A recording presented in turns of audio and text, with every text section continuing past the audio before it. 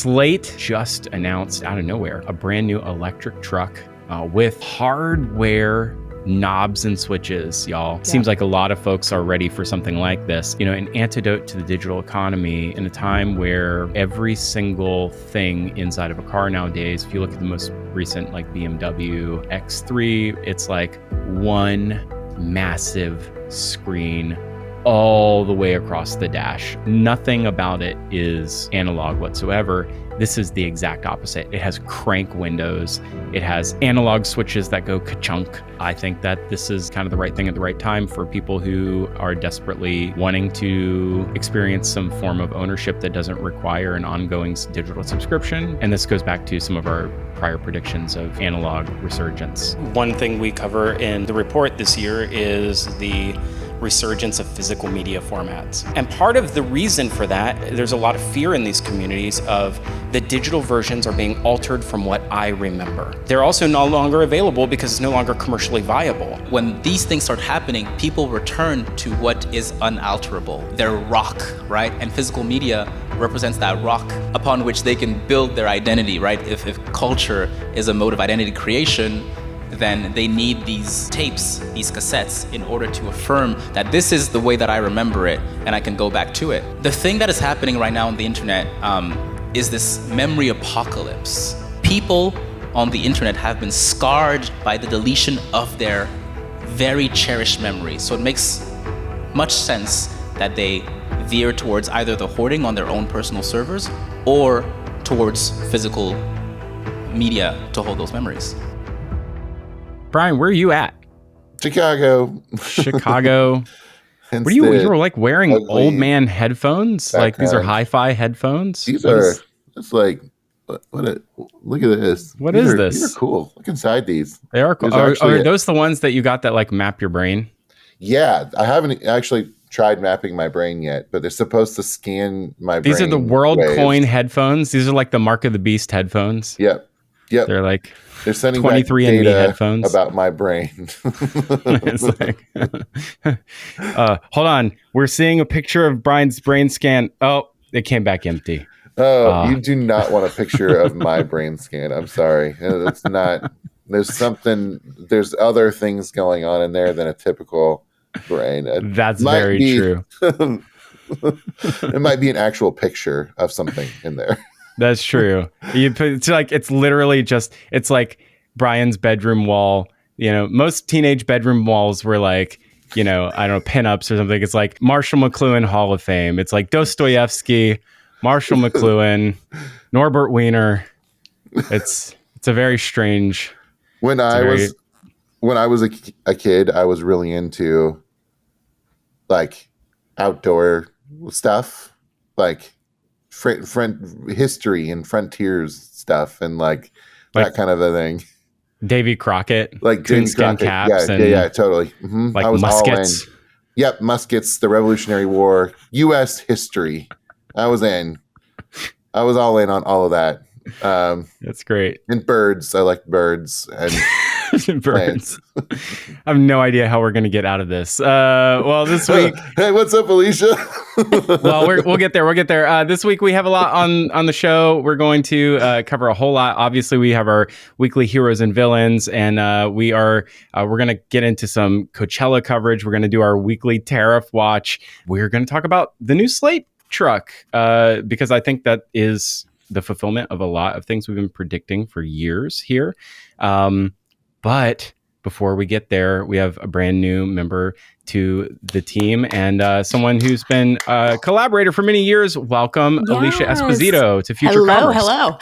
I'm so glad I got to join the day we got into the lore of Brian's childhood.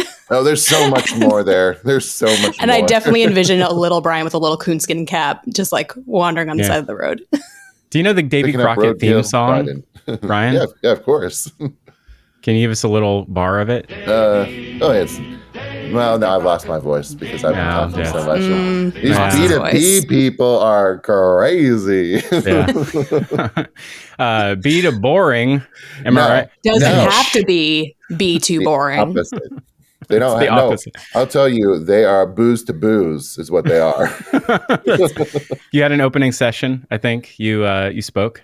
Yes, I had like the first panel of the day, and it was good. It was a giant panel.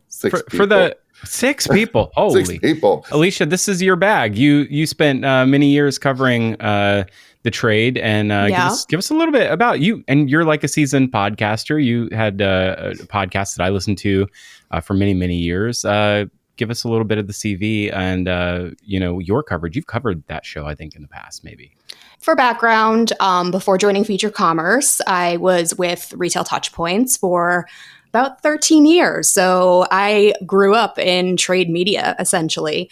And what's been really interesting is seeing that shift from B2B being very quote unquote old school, very manual processes, especially around invoicing, accounts payable, even sales processes. It's like you pick up the phone and you have the conversation and then you write down your notes and only you have your notes, to a very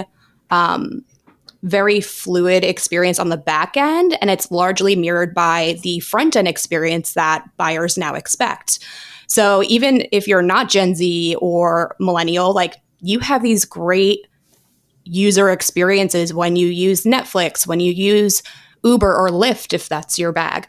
I personally am a Lyft person. But you have all of these great front end journeys and you say, well, why can't I go to a website for this product I need to buy or this service I need to buy and just be able to get all the information I need in that moment? Why do I have to book a demo or book a conversation for me to get what I need to determine whether I want to have that conversation? So although like millennials and Gen Z are really driving that shift, I think across the board, people are having these more fluid experiences with technology at the center. And it's just starting to slowly trickle into B2B. And we're starting to see some really, really rich and, dare I say, even engaging experiences for B2B products now. Dare you? We've covered consumer, quite a bit. We touch on B2B. We cover consumer quite a bit at Future Commerce, and you've actually been covering for the last few weeks Coachella, and I think through a couple of different lenses. And some of your background, I think, was in music industry. Alicia, give us a little bit about that Coachella coverage too here. But I think that as we're shifting, we're broadening our coverage here at Future Commerce this year. And so a little bit on as we're broadening into B2B, as we're talking more about consumer, we're talking, I think entertainment and culture. So we're getting a little bit of each of these here today. Tell us a little bit about what you've been covering here at FC the last couple of weeks. Yeah, absolutely. And I will say, I personally am just like very invested in music fest culture. Like you mentioned briefly, I minored in music management. So I had 2 paths. I either wanted to be a journalist writing for Spin magazine, which kind of dates me a little bit, or I wanted to work for a record label doing PR, artist relations, things of that nature. So I interned for the Bamboozle Fest, which is like New Jersey's version of Warped Tour, RIP. So I grew up going to these shows. I grew up going to the danky venues that hold like 50 people maximum, seeing bands like Paramore, and like I'm the 10th person in the room, and like that's all there is, right? So there's an emotional investment in this topic because you see that passion and you see that community connection firsthand. And like the world of retail, we're hearing so much about community-driven commerce and the rising popularity of fests like Coachella. Brands want to be a part of that. It's you go where the people are. You go where your potential customer base is, or your target market is, right? And that's just kind of the way of business. And it's interesting to see how brands do show up. There is that creative aspect, and how they design activations and spaces to really be engaging and relevant in context of the festival experience. Now, myself personally, I'm used to like hot asphalt water bottles and just like people just trying to survive. So like the Coachella vibe is completely new to me. So that was really interesting to really see like people pull out the stops. Like there is a lot of money, a lot of budget that goes into creating these activations and these adjacent events. So I wanted to explore that. Like what tactics are really coming to the forefront, what collaborations are seen and covered as most effective through the retail lens. But what was even more interesting to me was seeing data that indicated the average spend to go to Coachella is about $2,000 to $3,000. And that's for like general admission. That's no add-ons. That's no like VIP stuff. Like that's the baseline cost for participation for a consumer. So that kind of raised, my ear a little bit, like, like how is that even possible? And then this was like, I think, sorry to interrupt. Yeah. Like this made the rounds, I think the week before the weekend kickoff of Coachella a couple weeks ago, is that there was a story about the Coachella like multi-pay scheme, right? Correct. There was, so like Coachella had its own sort of like their payment plan. Like payment plan. And a lot of people were saying like greater than 50%, I think it was like 60% of people that were attending Coachella had bought into that payment plan. And so I think that was part of the thing. It was like, that seems, a lot of people are talking about recession indicators right now. I think have been talking about that for a long time. But when you layer that in with how many brands also participate, that seems like a really interesting story to how many people are sort of aiming at a certain type of consumer and how they activate and how they show up there. Anyway, sorry, carry on. Yeah, no, I think you nailed it perfectly, right? It's like when the cost of participation is already so high, and then you are going to this festival expecting a really life-changing experience, right? Like you're gathering with your friends, your fellow music lovers. You want to see that artist that you love so much. Although I will say a growing number of people are going to these festivals for literally the vibes. Like it's not to see the artist. Like they will go for the all-encompassing experience, and that includes the brands and retailers that show up there. That includes the activations. That includes the overpriced food and cocktails, right? They will go to be at Coachella versus I'm going to go to Coachella because this artist I really love is playing. And I think that's the really important cultural shift that's happening. And it's almost a chicken or egg thing, right? It's like, well, did the brands drive this or like the retail industry drive this because they're investing so heavily in these activations and like that's becoming like the carrot, so to speak, to get people there?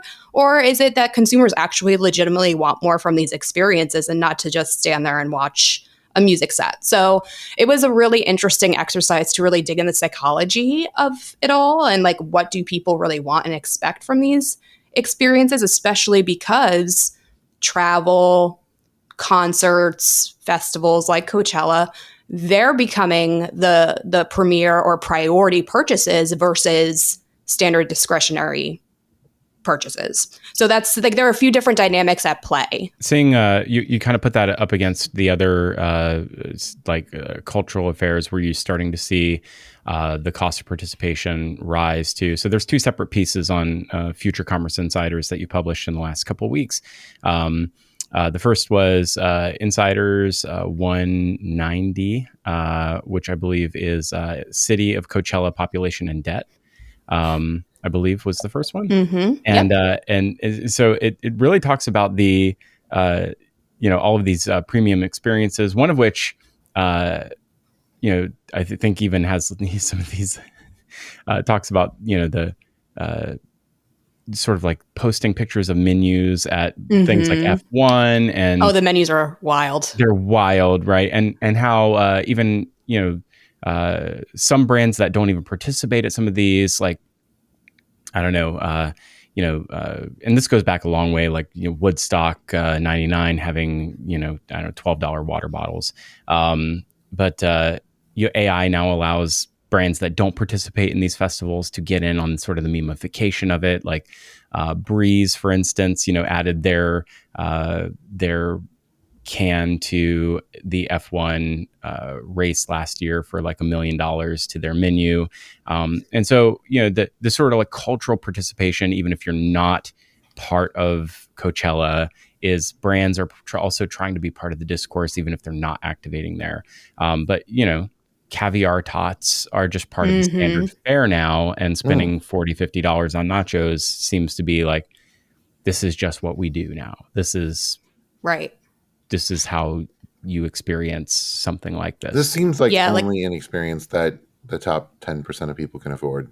Exactly. But if you spread that payment out over 20 or 30 payments, Brian, you could afford that along with your your student put that alongside your student debt and your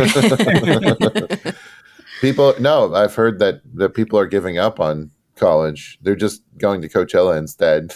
Maybe this is the new college. This is your new college debt. Your Coachella debt. This is the new learning experience. This one you can actually declare bankruptcy on, though. This one you can get out of in court. It's healthier. Hey everybody, we are getting ready to begin production on our 400th episode of the Future Commerce podcast, and that is 9 years worth of podcasts. That is a really long time, and we wouldn't have been able to make that possible if it wasn't for you being with us this whole time. And so I thought it would be really cool if you joined us for that journey, because you've been here the whole time. I'd love for your voice to be on that episode. So why don't you drop us a voice note? Send it to us at hello@futurecommerce.com and tell us what has made this last 9 years so special, what you love about the show, memorable moments, maybe things that have like made it special or infuriating, or things that are funny, or things that you found really insightful, things that maybe you saw at shows, live moments at Visions, parts of our books, maybe lore or Art Basel events, something that you remember that's memorable, that you won't forget. Drop it in a voice note and we'll play it back in a couple weeks' time when we air it in our special 400th episode. Maybe you like old-fashioned voicemails. I like an old-fashioned voicemail. You can do that by calling 561-221-2176. It's right there in the description below. Love to hear from you and can't wait for episode 400. And thank you so much for 9 amazing years. Anyway, back to the episode. Anything else about this particular, angle of the piece that you feel like was particularly enlightening? Because I think you had another piece as well, I think on the fashion brands activations. No, I think it's that cost for participation, right? And it makes me wonder, because there are so many festivals now, every niche seems to have their own dedicated stand-up fest, right? On a global scale. It makes me wonder how that competitive landscape is really going to shake out, not just from the consumer standpoint, right? Like, where are they going to bring their attention? Because you can't afford to do it all. And you probably can't even afford to do 3 over the course of a year. So where is that wallet share going to go long-term? But also, like, how is it going to shake out for brands too? Because you cannot afford to be present at all of these spaces. And arguably, like, that cost for participation is probably going to get higher too, because let's be real, when the size and the quality of your audience goes up, you can charge more, right? For potential sponsors. So I feel like there are trends to watch on several levels. But the big, I guess, existential question is, at what point will the cost of participation outweigh the value of participation, to the point where it's like, well, what am I even doing this for? I don't think it'll be a short-term thing, but it's something to watch. We're just talking about value exchange. Like, this is the state of the music industry. Like, which is why I'm in trade publishing. Yeah, man. Some people would say that that's endangered too. So, but we're gonna cover our eyes on our way through it. Yeah, Brian, one of the interesting parts of this breakdown on sort of the Coachella buzz brands. So this was the second piece, Alicia, that you wrote. Was that excellent piece? Right. Is Coachella buzz brand supply chain friend or foe? This is sort of like a tariff based angle on, in the light of tariffs, in the light of how supply chains will be impacted by tariffs, Coachella, and it might be one of the later, maybe one of the last big splashy marketing angles and investments that they may be able to spend some money on. Maybe. Who knows? Maybe. Nobody knows. I think based they could on the change their mind article, next week. This is the thing that kind of blew my mind. There were actually so many brands in there that had already started to make moves to mitigate. And that, to me, maybe it's a little bit of a pause, but those brands are going to be back at Coachella next year because their supply chains are going to be changed, moved, adjusted, or maybe they already were. That's the thing. That was my big takeaway. I was like, brands move fast, or they were already protected in many cases. Not all of them, obviously. Well, I think the big question here is how big is the halo effect, and how much can they really expect that the halo effect of an activation like this leads to more marketing investment of this sort in subsequent years. I think the other, if you anecdotally, there was some discourse this past week on X around operations is usually operations and finance are usually the bigger risk points for brands becoming endangered, right? So revenue impacts, margin impacts on a brand, but usually marketing is what gets hollowed out first when you have challenges. So marketing especially is tied to events. Right. Yeah. So marketing gets the blame, marketing gets hollowed out, but operations and finance are the ones who, especially in a supply chain situation, especially in light of tariffs, especially in when you have to reshore a lot of your supply chain, that is a risk part of the business. And we're in a situation where right now, you're also going to shut down your demand. You're going to shut down your marketing funnel. There's brands right now that are challenged with something like this. Anyway, I'm having a totally different conversation while also trying to say what in this article, Alicia, was an interesting angle on the tariff conversation in light of Coachella. Yeah, I think in addition to the big brands, the ones that had a very significant presence at Coachella that are really trying to capitalize on that halo effect. Obviously, they have a risk at play here because they're saying, oh, we're pumping up all of this demand, all of this excitement, not just at the show itself, but through social media. And are we able to fulfill and meet all of that demand? There's also a question of all of those smaller brands that are maybe not doing the big activations or the celebrity meetups at a lounge, for instance. They're not even putting their logos on signage, but they're part of this festival culture. They are well known, loved, and these consumers are loyal to them. But they're kind of they're not as, I guess, buzzy on social media. So they have this level of risk too, because even though they have a really strong and loyal audience, their operations are very much tethered to countries like China, which, the China of it all, we can't understate how significant the financial impacts are, not just for the business, but for the consumer. If they want to manage all of those costs, right? So that was the big question for me, because these are smaller brands. Their average order values are on the smaller side versus, say, a Revolve. The price points are very different. So I wanted to really explore, what are the big festival brands that maybe don't have a presence, but are very well known? And what are the implications of their supply chains and how, materials are created and shipped? Where are they shipping from? So it was a bit of a, connecting all of the points with the red thread.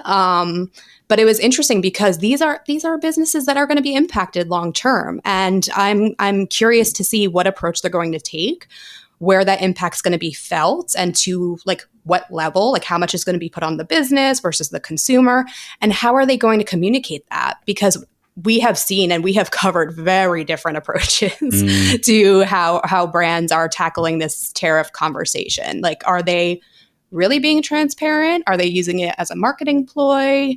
Is it a little bit of both? So that was an interesting lever to explore, although it's not fully established, like whether those brands were making sale decisions, price changes specifically to like move inventory out before, tariffs became a significant issue. The Diff eyewear one that was referenced in this piece was probably the clearest example of egregious marketing. There's a lot of them too. There are a lot, but we'll give them some love, if you will, in this official tariff alert, not approved by finance. I love the name check. Click fast before Brett from finance sees this. It's always Brett. Screw you, Brett. Buy 2, get 3 free is now a thing. How do you do buy 2, get 3 free? That's wild. You want 5 pairs of glasses? I don't know. To be honest with you, 5 pairs, I could go through 5 pairs of glasses. No, here's the problem. If I had 5 pairs of glasses, I would go through 5 pairs of glasses. It's Parkinson's law for eyeglasses. Yeah, totally. Like, if you have 5 pairs of glasses, you will lose 5 pairs. Like, exactly. You'll consume 100%. exactly as many glasses as you have. I will lose them all but 1 pair. And they'll be the ones that I don't really like very much. It's wild to me. Well, this has been great coverage, and I really love seeing us ramp up, sort of more of the cultural event coverage, especially as brands relate to it. The thing the other takeaway I had from this is that I feel like Trump was like, one of the things that Trump like did with tariffs was try to pick his winners, and it feels like it's working. Like, and I'm not saying tariffs are working, but that the thing that I think one of the things he wanted to do was say, I pick the countries. I'm in charge of which countries win. And it definitely feels like that's what's happening. Yeah, I believe that's in some places, I think they call that an oligarchy, but whatever. I don't know about that, but whatever. The thing that I'm trying to say is the countries that decided to play. I don't have a dictionary near me, but yeah. Hold on, let me look that up. Producer Sarah. Producer Sarah dictionary check. Producer Sarah, quickly. We can quickly change gears. What's really interesting is watching small business DTC Twitter writing their letters. Writing their letters saying, this is where we can superimpose like the old keyboard cat, and it's like, Dear President Trump, I fully support making America great again. However, your current policy is going to decimate my business. I have exactly 30 days before your policies will completely destroy me. I hope you will take this into consideration. Your loyal follower. Well, and to that point, actually, was it Dave Sticklin said, like, like, if we don't know by June 1st, like, shelves are going to be empty at Christmas. Like, Santa's getting stalled at the border. Santa's having a border check. ICE is going to arrest Santa. ICE is deporting Santa, everybody. Why are you coming into this country? Well, why are you here? I'm here to give people goods. Yeah. Have you declared those goods? Yeah, there's 134% tariffs on goods from the North Pole. That's what we have. That's what's happening. Man, if it worked the way that, everyone told their kids would work, but Jeff Bezos worked with Santa. Like, remember those years when like there was all that whole thing going around? Oh yeah, I work with Jeff Bezos. Santa works with Jeff Bezos. That's why you have so many Amazon boxes. If that was the case, then the North Pole is in trouble. June 1st. So this is a really interesting conversation. Black Friday. This is an interesting This is an interesting conversation. A lot of Black Friday and holiday creep do depend on supply chain management, orders being placed right about now. So we're creeping into May. May is when demand planning is starting to happen for Black Friday. Goods, often, especially electronic goods, are being produced for Black Friday specifically because of the margin advantage around them. Think about televisions. Remember all the deals like the doorbusters. Those were things that were specifically engineered for Black Friday deals. Like they're made just to be sold during Black Friday, Cyber Monday. Toys in particular, this was the X post by a friend of the show, Dave Sticklin. Those orders, purchase orders, those things go in by June 1st. Economic uncertainty, tariffs in particular, all of those things may lead to lower amounts of demand planning, under purchasing, which means, and this is the economic forecast that he's sort of making, is there is likely to be empty shelves at Christmas. There's likely to be, if you thought Tickle Me Elmo was in high demand, just wait. That there's likely to be lower amounts of inventory for things that you will want. It's probably one of the reasons why we saw historic profits for Apple in this last quarter, because people are pre-purchasing iPhones. People are making large unplanned pre-purchases of large electronics goods right now. It is also contributing to, I think, people looking at large luxury purchases right now. Things that are happening at this exact moment. I am, unfortunately, my algorithm, because I'm going to blame you, Brian. It's all watches. You and I were talking about watches at one point, and now my YouTube is just flooded with watch. It's like watch talk.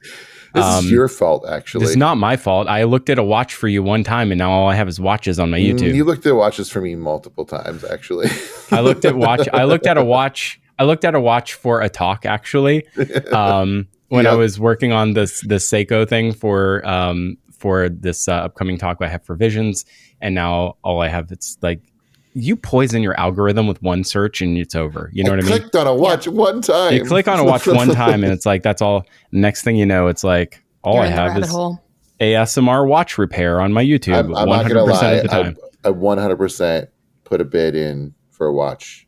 You put a bid in on a watch. While we were sitting here. This is the problem. Thank you, Brian, for being 100% committed to the podcast. Oh, I am.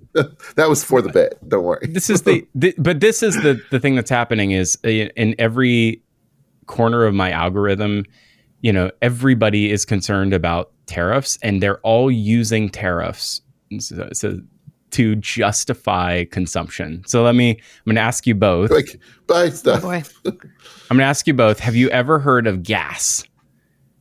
The acronym GAS. Alicia, do you know what GAS is? GAS? No, I don't. No. I was trying to think of something. But. I mean, there's, again, your GAS means a lot of things, sir. Okay.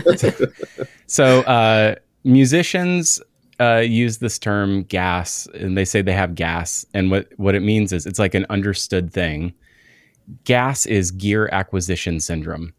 It is a known acronym for people who like overconsume. You constantly are buying things, or you constantly sell things you have so that you can buy more things. This is like, it's a contagious disease because you get around other people who constantly buy things, and you find yourself also constantly buying things. It's the enthusiast economy.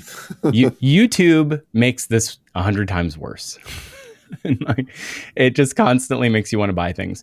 And there is a fear mongering happening around the tariff talk right now that's also ratcheting up this pre-purchasing, that people on like the synthesizer side of things, people on like luxury guitars and like talking about like precious woods. They're like, oh, well, woods are going to cause, we import wood from overseas, and that's going to make guitars going to go up in price. People are talking about components for synthesizers. That's going to make that go up in price. Luxury goods on, Japanese and Swiss watches. That's going to make that go up in price. Like everything's going to get more expensive. So you might as well buy it now. And I can't help but wonder if we're all just always, all the time, trying to justify having the thing we want and having it right now. Absolutely. So, without question, right. But doesn't to that end, actually, here's what I think is going to happen coming into holiday. Actually, there are going to be certain goods and services that are services. There are going to be certain products that are manufactured for a lower cost because they got lucky. Somebody got lucky and had all their manufacturing in a place that wasn't affected by tariffs. And those items are going to be high margin items compared to everything else that's available out there.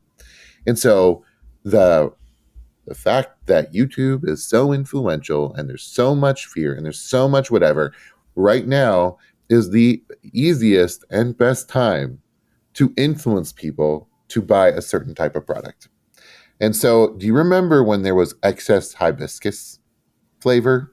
Yes, yeah. This was a whole. What did the world do? The big hibiscus said, but it's not big hibiscus. Big hibiscus.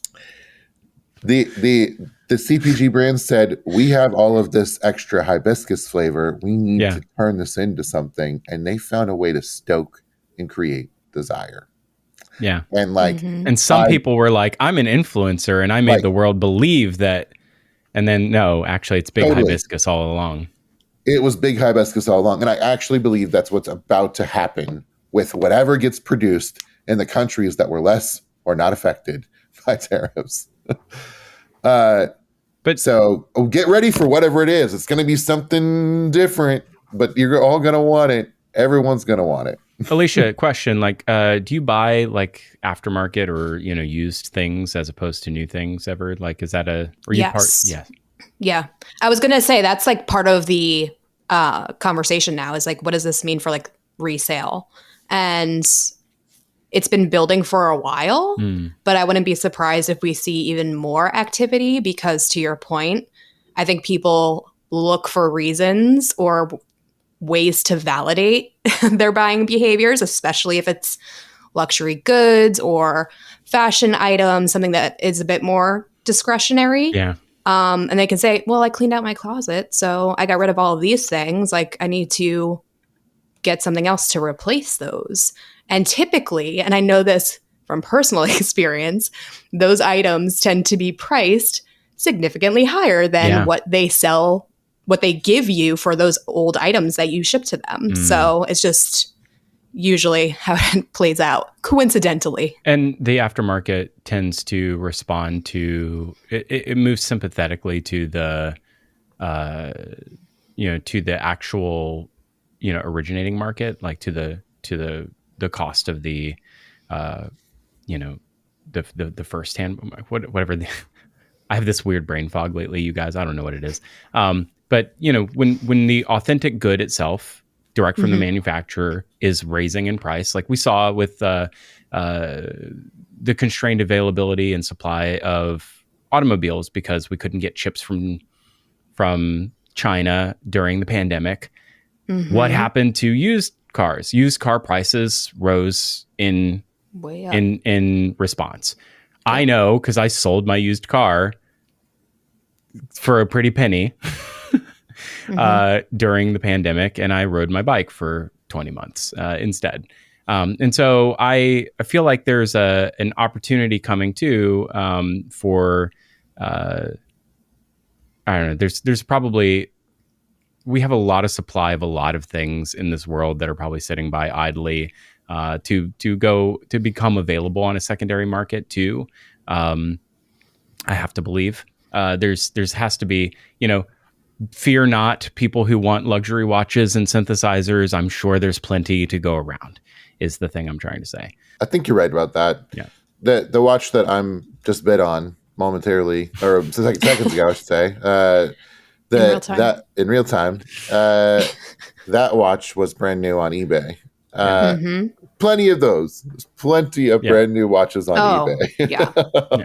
Which, even if you go to a site like The Real, there's 5 versions of the same handbag. Right. Sure, the wear and tear may be a little different, but not much. Not much. Yeah. I'm by the way, I'm proud of you, Brian. Like you're buying something for yourself. That's great. Good for you. Well, I mean, you don't know how aggressively I bid on it, so you don't know if I'm actually buying it. Yeah, that's true. That's true. Let's take a look. Here's a pun. Let's take a left turn. And you know what doesn't exist a lot is a well-priced new car, a low-priced new car, and this actually really warms my heart. There's a $20,000 truck coming to the United States. I read about this. Slate, a brand new automobile manufacturer in the United States, just announced out of nowhere a brand new electric truck with hardware knobs and switches, y'all. An electric truck doesn't have a ton of range, 150 mile to range on the lowest base model. But manufactured here in the United States, $20,000 after rebates, and for its basest of base models, and it's about the size of a small, like the old pickup Ford Ranger, and it's very affordably priced, I think, and you can reserve one right now for $50. A lot of conspiracies floating around. It's named Slate, which is an anagram for Tesla. It's also backed by Jeff Bezos. Slate, or short for super late. I'm calling it now, actually. It's going to take a minute for these things to get delivered. Maybe longer than expected. They're calling it the 2027 model year, which means it could deliver next year. It could deliver in 2027. You're right. It may not ever deliver at all. Highly customizable. Website experience is amazing. But $50 gets you on the reservation list right now. I've seen people configure theirs with custom paint. You can do a ton of customizations, wheels, interior upgrades. You can add like a fastback to it, do a little bit of a customization to it to like add like a little bit of an SUV flair to it. So you can do a lot to it. You can get that thing up to almost 60,000 in sort of like upgrades. Many of the upgrades I've heard labeled as DIY. I don't know what DIY means. I don't know if that means you're installing those parts or not. That doesn't track for me. You know how IKEA sends you with like the little wrenches? That sounds so awesome to me. No, they're going to send you with like a little drill. Like an Allen key. You got a little Allen key. No, they're going to give you like a little drill. It's going to be like a... I would love that. That sounds fantastic. That can't be safe. An Allen keyed car. You know what? Another conspiracy theory is Slate is also an anagram for steel. Maybe this thing never ships. Who knows? That's why I said super late. That's what I was. Yeah. I've seen it. I've been hurt before by a Kickstarter or two in my life, so I don't know. But this thing looks really rad. The production preview that was at the influencer event where a bunch of people, like a bunch of YouTuber types were invited to the sort of launch event. It looked pretty rad, looked really great. And a lot of people, pent up demand. A lot of people were ready to pop down money, sight unseen, same day. Seems like a lot of folks are ready for something like this. And this goes right along with something that we've been talking about for years on Future Commerce. Brian, is an antidote to the digital economy is in a time where, every single thing inside of a car nowadays, if you look at the most recent like BMW X3 revision, it's like one massive screen all the way across the dash, all the way from the instrument panel all the way to the passenger. It's a screen all the way across.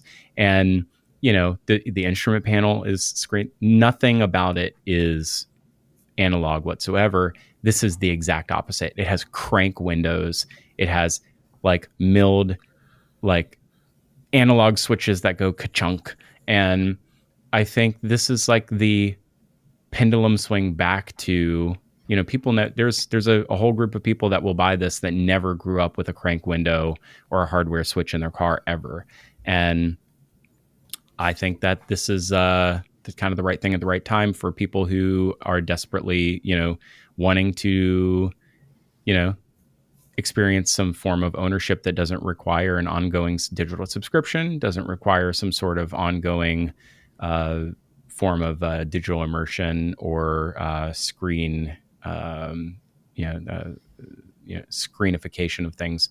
And this goes back to some of our prior predictions of, analog resurgence. One thing we cover in the report this year is the resurgence of physical media formats. And part of the reason for that, there's a lot of fear in these communities of the digital versions are being altered from what I remember. They're also no longer available because it's no longer commercially viable. When these things start happening, people return to what is unalterable, their rock, right? And physical media represents that rock upon which they can build their identity, right? If culture is a mode of identity creation, then they need these tapes, these cassettes, in order to affirm that this is the way that I remember it, and I can go back to it. The thing that is happening right now on the internet is this memory apocalypse. People on the internet have been scarred by the deletion of their very cherished memories. So it makes much sense that they veer towards either the hoarding on their own personal servers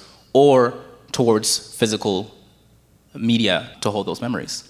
I think that's a really interesting point because I read something recently about Gen Z consumers and how a lot of them are shifting towards analog. It was a nice continuation, I think, of our past coverage.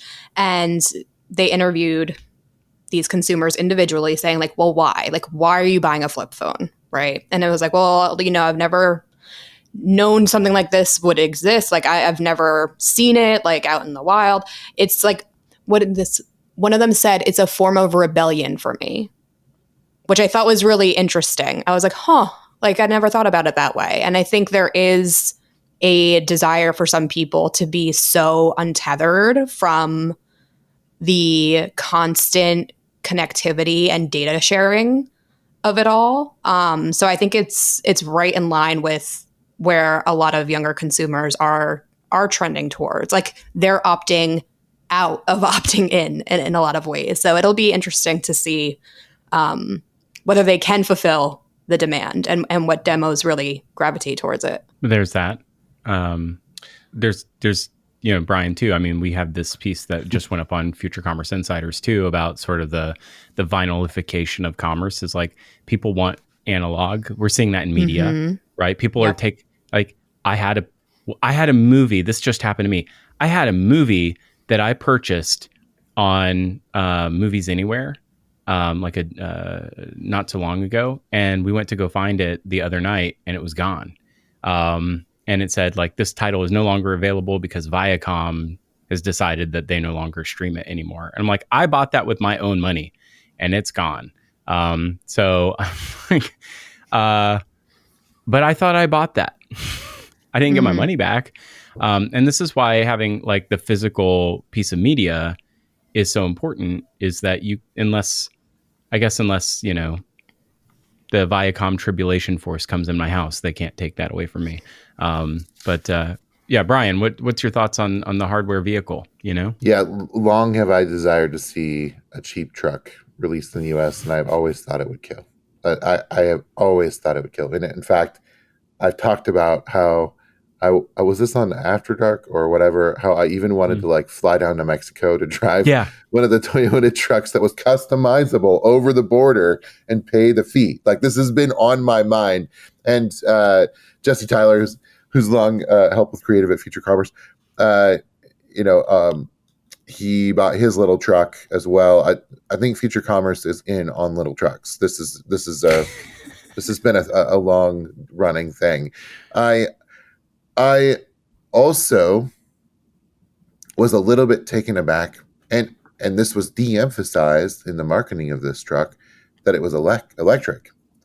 So it is an electric vehicle, but everything else is not electric, if you will, which I think at first I was a little bit annoyed by, because I've always been like, why can't we just get a really basic gas vehicle that anyone can fix and the mechanics love, and it's easy to get into, and it just works, and like it's the car that like enthusiasts just adore and people customize, and it's cheap, and it's like the mode of transportation and like hauling things for like a whole subset of US consumers.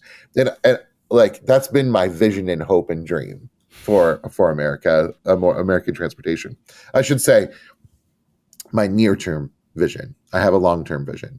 And I do think that this truck, at first I was a little bit annoyed that it was electric, but actually on further reflection, I think it's a bridge from my prior vision for what American transportation could look like to my future vision of what American transportation can look like. And so because I think electric cars really are the future. I think that electricity, it's something that we can have, in a cleaner way and in a more, it'll be more available in the future. And in fact, we have a lot of electricity in the US. There's just really bad infrastructure for transporting electricity in the US. And so the answer, I think, is that there's going to need to be more electric infrastructure investments by the government. And that will lead us to using electricity for all transportation at some point. I really believe that will take place, because I believe that what cars look like right now will drastically change in the future. And we talked about this a little bit with Dirt Media, Daisy and Francis. So I love this as a next step towards that future. To be fair, what we talked about with Dirt Media was, if I recall, was you said cars would be inflatable, and she said that she wanted to drive around busy town in an Apple like she was a little worm. It's actually that's what I recall. That's very close to what happened. Actually, Daisy and Francis both have said, why do Waymos have to look the way that they do? Because and I think that's what spurred the conversation. But if anyone really wants to know my deeper thoughts on this, go subscribe to Future Commerce Plus, because in one of our After Dark episodes, I get deep into how the future of transportation is actually inflatable. You go. We're gonna have to find that and link it up somewhere. That's a thing that I think we're gonna have. That's a deep link. All right. Last thought on this is Simone Altina did a piece on Leftfield UX, which I think we've already mentioned here twice. So there's like a couple deep thoughts on this that we published on Future Commerce Insiders this week. And it sort of fuses a bunch of these ideas. I'm pulling it up as we speak. But the big idea concept here is that discovery is something that we have not prioritized in the e-commerce field and industry. And Simone is Altolina. I mispronounced it. And Simone's sort of positing in this piece that there is a mode of discovery and encouraging getting lost or encouraging wandering online that is something e-commerce has not prioritized. E-commerce has prioritized frictionless, quick, fast discovery, search, find, kill, convert, quick, get through the funnel. And what this piece has really done also is highlight, one of those, that there's many modes for shopping.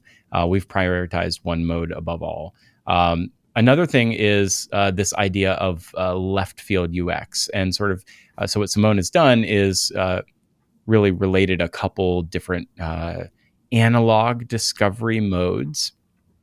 One of which is how vinyl shops and record shops have crates that you dig through, and they don't help you other than give you broad categories.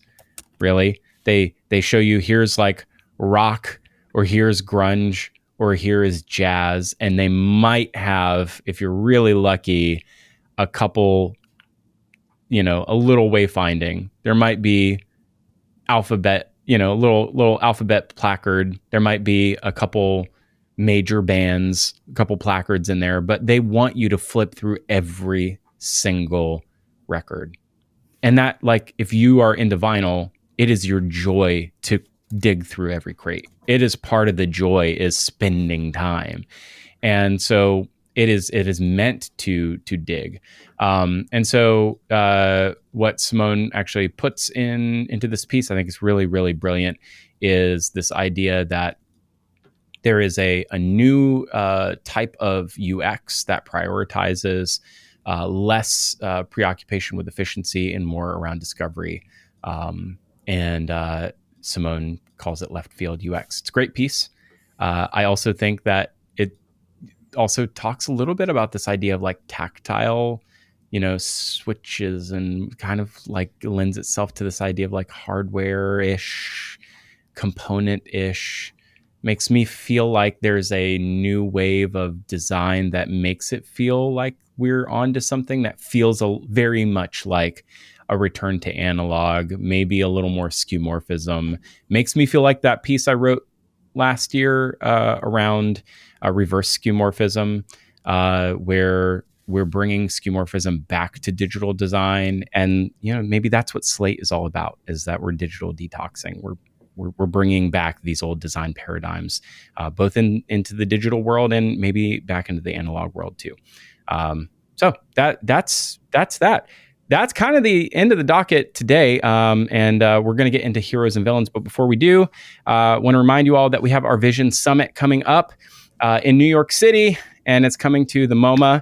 And I can't wait to have you all there. It's June 10th, and we're going to be there with about 200 of our closest friends.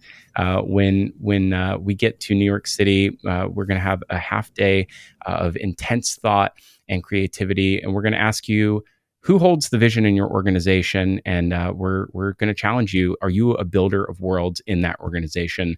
It's going to be an amazing time, and I can't wait to see you there. We have our full lineup posted right now with just a couple more speakers coming this week. We're announcing them by the time that you see this.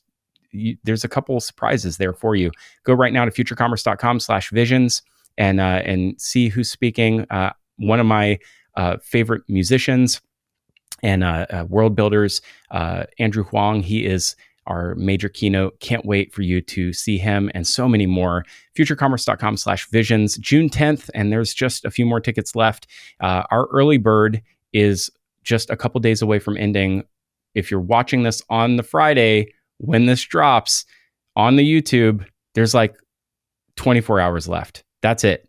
And then the price goes up to $3.99. So like you've got just 24 hours to save just a few more bucks.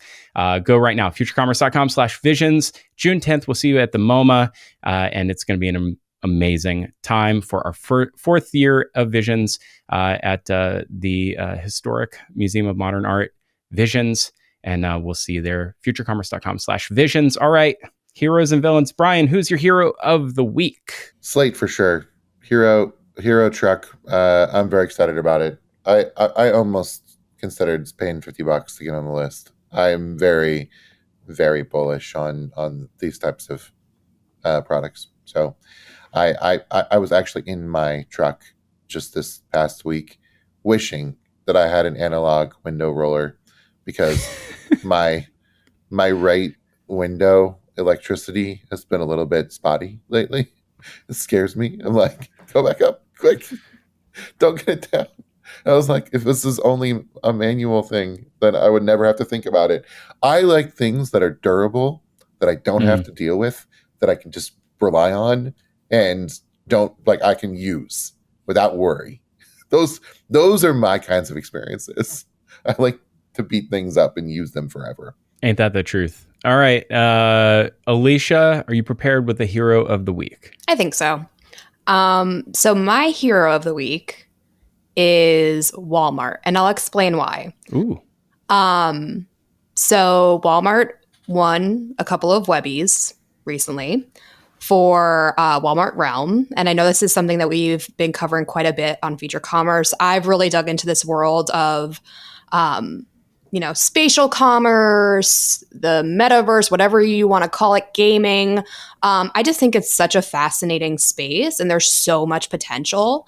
And it's rare to find established brands and retailers that have such infrastructure and have such legacy that are investing in these areas intentionally and that effectively reflect the creative passion that the users of these platforms actually have. So as someone who not just covers the space, like I see my son interacting with it. Granted, he hasn't participated in Walmart's experiences just yet. I may have to have him do that as a live test run. But it's really interesting to see how they have been able to invest and test all of these different modes, so to speak, all of these different worlds, and really embrace the best of them and continue to bring their storytelling to the next level. And we actually have an executive from Walmart speaking at Visions in New York City this June, as well as someone from Spatial. They partnered on arguably Walmart's most creatively aggressive and out there concept yet, Walmart Unlimited, which is true game-oriented storytelling. So again, as a big old nerd that covers this space, I just love to see the work that they continue to do. Oh, wow. That's great. Can't wait. That's going to be a great session at Visions and great tie-in. All right. Well, you gave me license. I'm going to go a little far afield from things too. I'll drop a link for the producer. All right. My hero of the week. There is a link. It's an article I read in Politico of a study. And the title of the article is How Gen Z Became the Most Gullible Generation, which is probably the most clickbait headline I've ever read in my whole life. However, the actual study from Stanford is about how TikTok has created such disinformation warfare and how the age of the algorithm has shaped an entire generation to not only distrust their government, but believe almost anything that happens on the platform. And I think that is something that we all should be taking stock of right now. I think that Politico is in this one particular instance, this maybe just confirms my priors on things that I believe to be true, so I just take it as truth. But in this one particular instance, this is the kind of thing that we need to be talking a lot more about, is the dangers of the algorithm, the types of media that we consume, and the fact that is still journalism that's really important to be done in this era, in a time where I think a lot of people are afraid to speak out. As a total aside, I don't know if you guys caught the end of 60 Minutes this week. That kind of went viral. Not a boomer. Oh no! It went viral. It's not just me. Oh, okay. There was so I don't know if you saw this. Paramount is in the middle of a merger at the moment. And needs the Trump administration to sign off on it.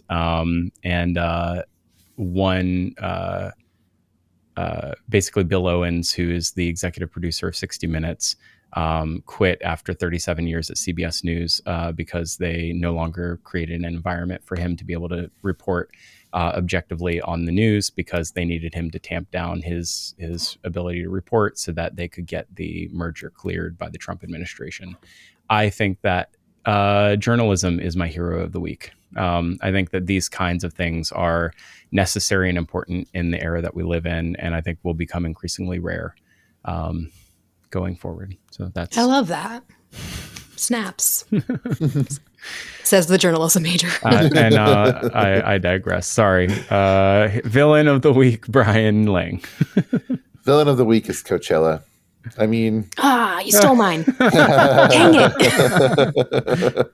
They've killed music. It's over. Music is dead, man. And I know John Mayer said there's only music now, but he was wrong. It's dead too. It's all dead. All of arts and culture is dead. And Coachella killed it. The commercialization and the like blandification, the gentrification of music festivals is the end of like exciting new sounds and things. So I mean, I guess this is what happens. It's like B2B software. Like it starts out scrappy and cool, and people build a community around it, and it's like helpful and like it's making a difference in the world. And then it grows and grows, and they just have to raise their prices, and they have to acquire new companies that people know about, and then eventually they just become this behemoth that's built for rich other companies. And that is what has happened to Coachella. It went through the B2B software what is cycle, and now everyone is going to hate it in the end. That's what's going to happen. I love it. It's like, that's phenomenal. Okay, that was the tie-in I didn't know I needed, but Same. here we are. And by the way, like for whatever it's worth, maybe this is our after dark this week. I watched School of Rock with my kids. Very similar rant from Jack Black about how MTV ruined rock and roll. So there's that. Alicia, villain of the week. Just to tack on to Brian's, I'm not going to go down the B2B path, but I will say the premiumization of these experiences, I think, has gone a bit too far. And I'm left wondering, like, to what end? Like, how far could we possibly go? Like, caviar tots, omakase in the desert. Like, how much further are we as consumers going to allow the benchmark to go until we're like, wait, no, this isn't what we signed up for. This isn't what we want or expect from an experience like this. And it's a vicious cycle, right? It's a case of, if you build it, they will come. And these brands just keep building and tacking onto these activations, they're doing full-blown festivals within festivals now. So I personally am just waiting for the ecosystem to just continue to like build upon itself internally until it explodes. But that's my villain of the week. I just think it's gone too far. We don't need all this stuff. It's taking away from not just the integrity of the festival experience, but I think the joy and the purpose of what it all stands for to begin with. Well, get off my lawn. In this movie, Jack Black is like running around sprinkling magic mushrooms in the truffle risotto. And he's like, this is about the experience, man. There's got to be a Fight the Man story involved in Coachella, and there's no Fight the Man left. My villain of the week. I mean, there's just like so many to choose from. Where could I even begin? So many villains. There's too many villains. I was gonna choose the Aritzia boyfriend couch. Then I was gonna choose Aritzia altogether. Jeez, I feel like I've got it. You know what? Here it is. Unbridled consumption. That's. Am I becoming anti-capitalist? What's happening? That's a real Fight the Man episode here. This is weird. This is weird for me because I love buying stuff. I mean, just look at me, just in general. Just take all of me in. I love buying stuff. I think that the discourse from brands in general in this moment, if your business isn't like mortally endangered, especially the small businesses, if your business is not mortally endangered by tariffs, and I think many businesses are, so don't get me wrong, but if you're using the tariff discourse specifically as a dark pattern to encourage more consumption right now, you're probably the villain of the week. I don't want to not to single anyone out. But I think that just generally the overconsumption that we have is something that we all need to reckon with at some point. And this is the challenge right now is I think everybody knows it. We all know it. And the reckoning has been coming for a long time. We're going to have to deal with this one way or another, right? We're going to have to deal with overconsumption at some point. And it's either our problem or our kid's problem or our grandkids' problem. Like something at some point has to stop it. And I don't know that anyone is going to be able to make a conscious decision to do it. I don't know whose job it is to do it. Shouldn't it be the government's job to like do something? I just don't know that we like the tactics. No, I'm serious. Like if it wasn't the climate crisis that was going to change make the decision to do it, I don't know. So I have this like really strange. I have a really maybe this isn't after dark. I'm just having like let me have a crisis for a moment. But like the overconsumption issue is an issue. And so I have a conflict. I have a bit of a like moral conflict. Is like anything that can stop overconsumption is probably like not on its face outright villainous. It's probably like generally probably directionally good. Like we need to stop overconsumption probably. But I think if you are using that as a means to overconsume and you're using that as a fear tactic to cause people to buy more now, that's probably bad on its face. So that is my villain of the week. It's very cerebral. Go with it. Go with it. Help me go with it. I'm running with it. I'm going with it. You vibing me? You vibing with me? I think you're like, you got to keep working through it. There's some things, there's more to work through there. And I want to see what the outcome is. Yeah, I understand. But if you made it to minute 68 of the podcast, I think you're okay with it. I feel like you're going to be okay. Absolutely. I mean, I think we're allowed. Fun turn of events. We're allowed to be a little conflicted in our feelings at this point in our journey. And I think the problem is like even if we have that reckoning personally and within ourselves, it seems like there's always something new that comes into the market to reactivate That's true. Our desire to consume, right? It's so true. At the same time that we were talking about how Gen Z is the most mindful and environmentally aware audience and they want to shop for with their purpose in mind, like Shein and Temu, like rose in the ranks.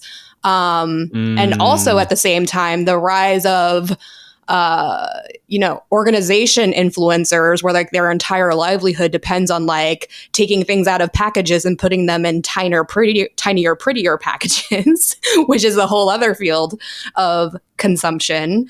There are all of these like little subcultures of the internet that literally live and breathe through consuming goods. So it's like one thing benefits and then like three other things emerge to kind of take away from that reckoning that we all try to have or tend to have, I think, at one point or another. I mean, I think that's the human condition in some way. It is. And Brian, I think you wrote a very thoughtful piece for Muses about our nature being to consume and that's, I think it's who we are. Overconsumption is bad and underconsumption is bad. We have to consume to live. There's no way around.